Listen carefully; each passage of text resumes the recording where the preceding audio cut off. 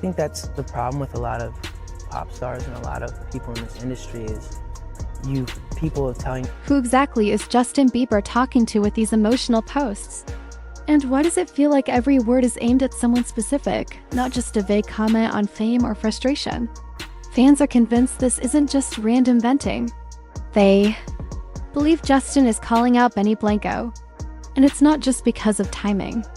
Both Selena Gomez and Benny dropped new music recently, and the lyrics? They cut deep. To outsiders, it might sound like a breakup ballad or a fresh start anthem.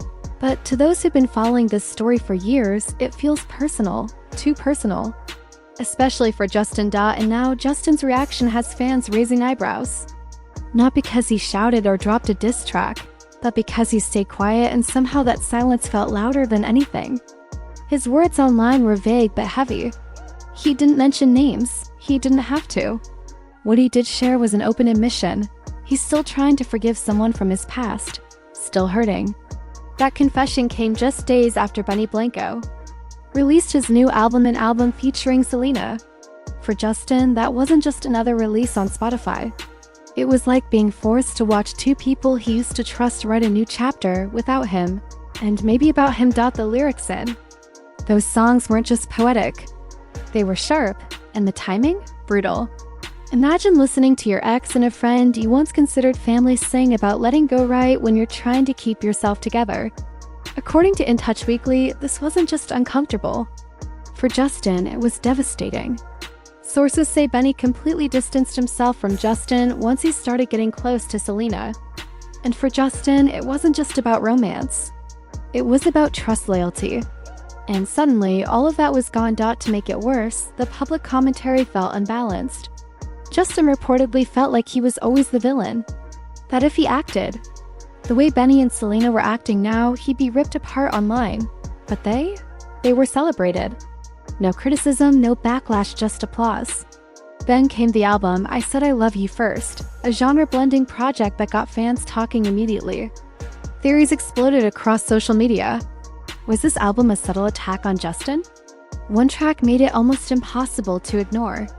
The song asked, "How does it feel to be forgotten?" And the lyrics? They weren't gentle. "You're so embarrassing. Go cry when no one's watching." Sure, it could be just another breakup song. But for fans who know the long history between these three, it didn't feel like coincidence. It felt like a message wrapped in melody. Justin didn't clap back. He didn't record a response song. Instead, he took to Instagram. He posted quietly but emotionally. A photo in a hoodie, head down. A post that read, "I got anger issues too, but I want to grow." Then a childhood photo, a shipping yard. An image of his son. These weren't polished PR moments. They were raw. And in one caption, he wrote something that hit home. "Sometimes I hate myself. When I feel myself becoming inauthentic, when I change to please people." It didn't read like a celebrity update. It read like a page from his journal accidentally made public. Earlier that same week, he posted something even deeper. "We have nothing to prove today. Nothing is owed to us, and we don't owe anyone anything." It wasn't a quote meant for likes. It was a reminder. To himself, maybe. A way to breathe through the storm. Fans and insiders started to worry. This wasn't the usual heartbreak hangover. It felt heavier. Not just because of what was said, but what wasn't. The silence, the avoidance. The weight of everything left unsaid. People close to Justin started noticing a shift. Not just in his words, but in how he reacted or didn't react to questions, especially when they involved Selena. During a recent encounter with reporters, someone brought up her new album. The room changed. Justin's face hardened. "Don't ask me about her again," he said sharply. It wasn't just a line, it was a wall going up. A clear signal. This wasn't gossip to him, it was real, raw, still bleeding. He wasn't looking for drama. He was trying to survive it. Meanwhile, Selena approached things differently. During a Spotify interview right before the album release, she addressed the rumors with grace. "Anytime I release anything," she said calmly, "people are going to interpret it however they want." Sitting beside Benny, she clarified that the songs weren't about just one past relationship. "These songs are from both of our lives," she said. "They're about friendships, growing up, dealing with change." She was careful, intentional, even peaceful. I've lost people, she added, and I've gained new ones. This album is about our stories. Still, no matter how softly she said it, the speculation didn't stop. Maybe it was the lyrics. Maybe it was history. Maybe it was just the ache people still feel when a love story ends without real closure. But fans couldn't let go of the idea that the album, at least in part, was about Justin and how could they? Justin and Selena weren't just a celebrity couple. They were the couple. The two hearts everyone watched fall in love, fall apart, and try again over and over. Their story lived in interviews, Instagram posts, blurry paparazzi photos. And it never really left. Their love wasn't just private. It was cultural. When they hurt, the internet felt it. And when they moved on, people didn't always follow. It wasn't just Selena that stirred those feelings. It was Benny too. His role in all of this is what makes the betrayal feel deeper. Because before there was drama, before there was distance, there was a friendship. Justin and Benny weren't just colleagues. They were close, creative partners, brothers in the studio. Benny praised Justin constantly, called him brave, called him real. He's not one of those fake pop stars, Benny once said. He's honest, and that kind of loyalty?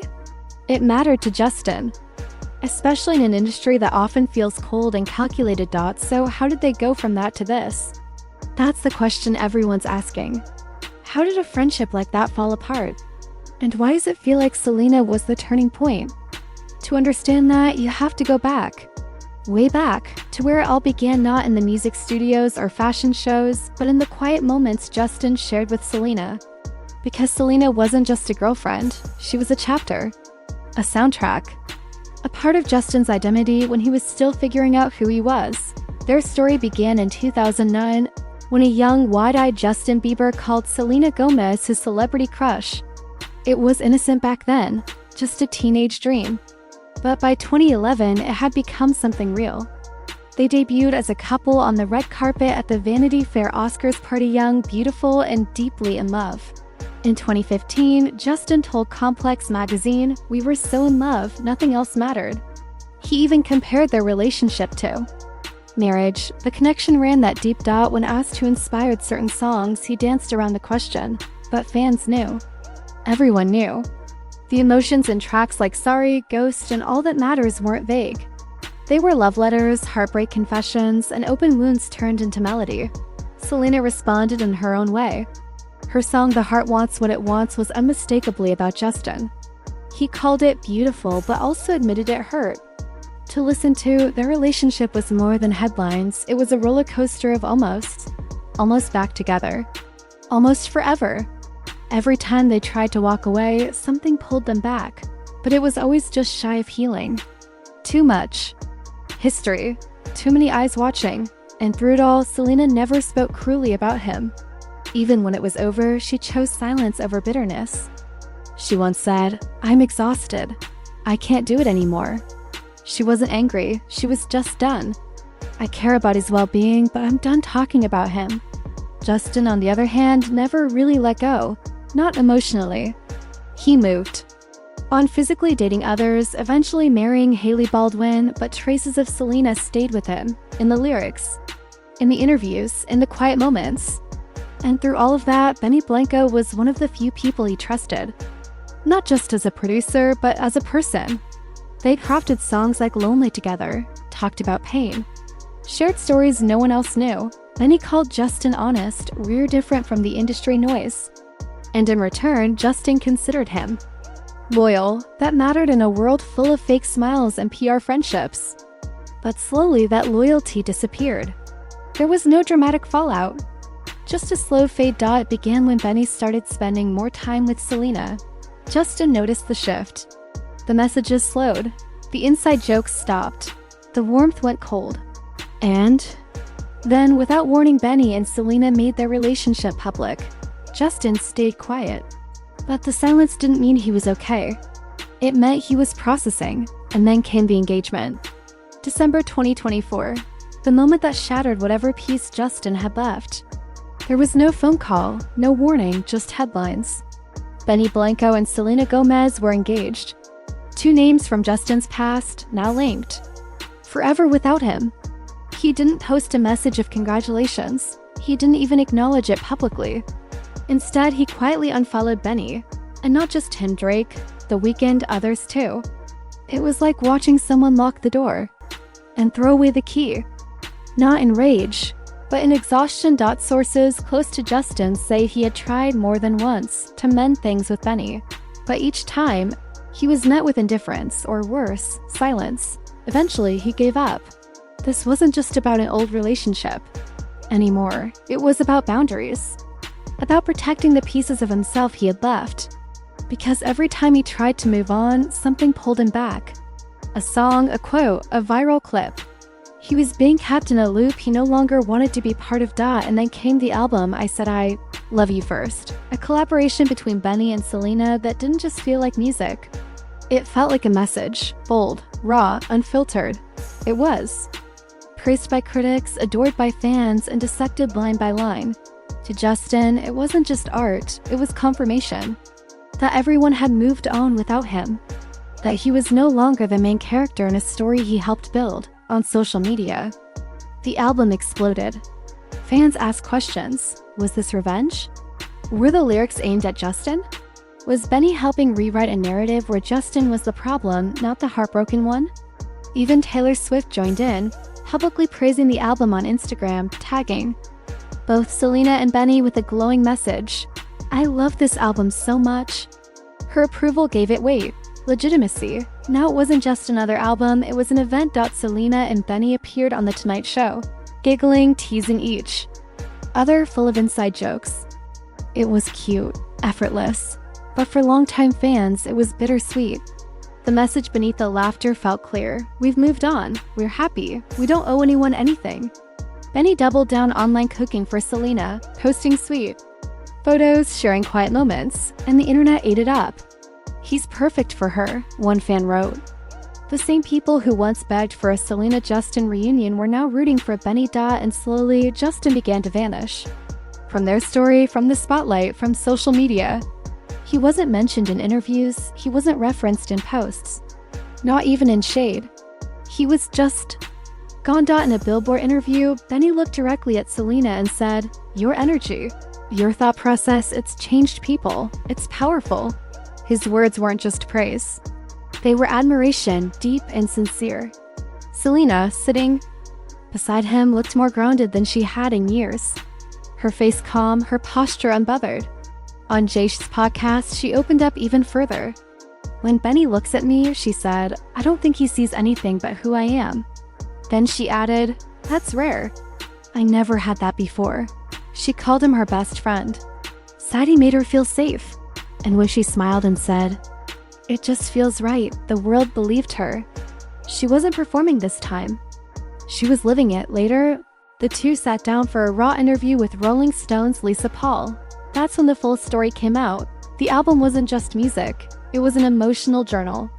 A timeline of everything they'd lived and let go. Selena said it was the most vulnerable she'd ever felt in a studio. "I hadn't been this excited about music in so long," she confessed. "I had to pull over the car just because I was happy." That wasn't just excitement, it was release. Benny, sitting across from her, just smiled. "I knew this was coming," he said. "If it's healing for us, maybe it'll help someone else too." But this project wasn't built for the charts or the headlines. It was personal. Therapy turned melody. Selena admitted she'd been creatively lost before working with Benny, unsure of what she wanted to say next. But something shifted. "It felt comfortable," she said. "Like I didn't have to be anyone else in the room." Words like organic, trusting, peaceful, those were the ones she used. That trust turned into songs that sounded more like confessions than pop hooks. It blurred the line between poetry and pain.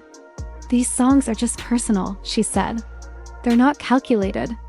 And maybe that's why they hit so hard. Because people could feel that honesty. Even when Selena tried to clarify that. Not all the tracks were about romance, fans clung to the idea. Some of these had to be about Justin, right? Lines like, "You said you were sorry, go cry when no one's watching," didn't sound like metaphors. They sounded like memories, specific ones. And no matter what she said, people didn't want to believe otherwise. The lyrics were just too sharp, Too raw. Familiar. As fans dove deeper into I Said I Love You First, one track kept resurfacing. How does it feel to be forgotten? Even the title felt like a wound. Like a question aimed at someone who once meant everything and now meant nothing. The lyrics didn't tiptoe around the pain. You're so embarrassing. Go cry when no one's watching. To a casual listener, it might sound like another sad breakup song. But to anyone who's followed Justin and Selena's story, it felt like a bullet. Quiet, cold, and direct. Another lyric added more fuel. You walked in, big ass grin, talking like we're friends. Honey, what were you thinking? Fans didn't need to guess. Their minds instantly went to red carpet moments, surprise reunions, awkward eye contact. That tight smile Justin always wore when they were in the same room but worlds apart. Then came the line that felt like closure written in ink. Look at you. Just look at you now. It mirrored her 2020 song Look at Her Now, which many believed was her self-anthem after leaving Justin. The symmetry wasn't just poetic. It was emotional surgery reopening what everyone thought had already healed, and then Selena made it unmistakably personal. She posted a message to Benny. Thank you for being my own personal journal through this process. She said the songs represented their past, their present, and the future she was now excited to live. No bitterness. No indirect shots. Just a new chapter written in her own voice, with someone else now by her side. But just as the public began to digest this emotional evolution, another familiar name floated back into the headlines, Hailey Bieber. Not through anything she said, but because of the context. Fans wondered, was this album Selena's final goodbye to Justin? And if so, where did that leave Hailey? Justin didn't release a statement. He didn't respond with a track. He didn't throw shade. He didn't even flinch online. What he did was far louder. He unfollowed Benny, Drake, The Weeknd, gone. He cleared his feed. No mentions of Selena. No congratulations. No response.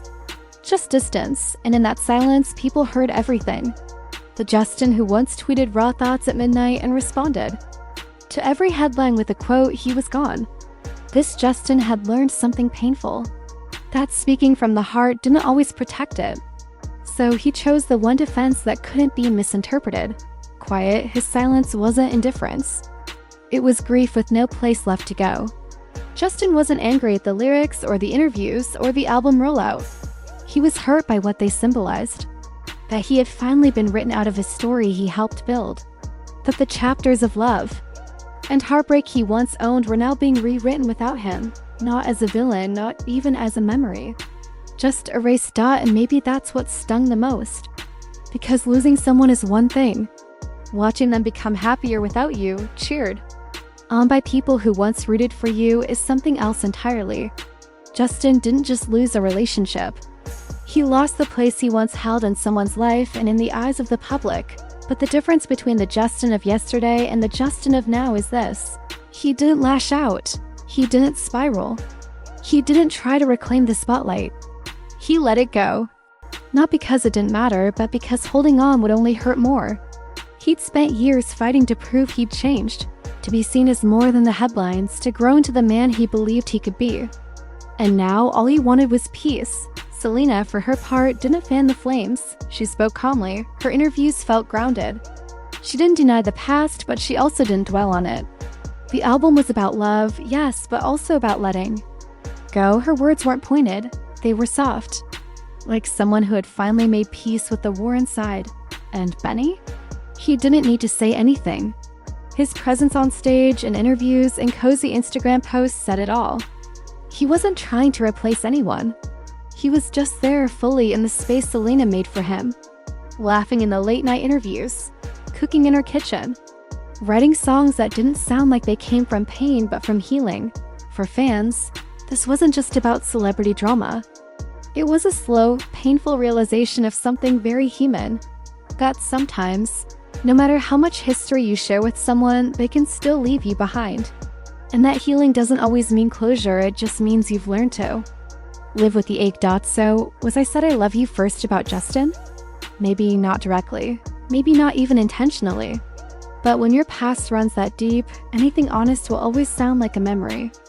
And for Justin, those songs weren't just melodies. They were echoes. Echoes of a love that once defined him and a silence that now speaks louder than anything he's ever sung. That's the real story. Not of revenge or scandal, but of how hard it is to move on when the world won't let you forget.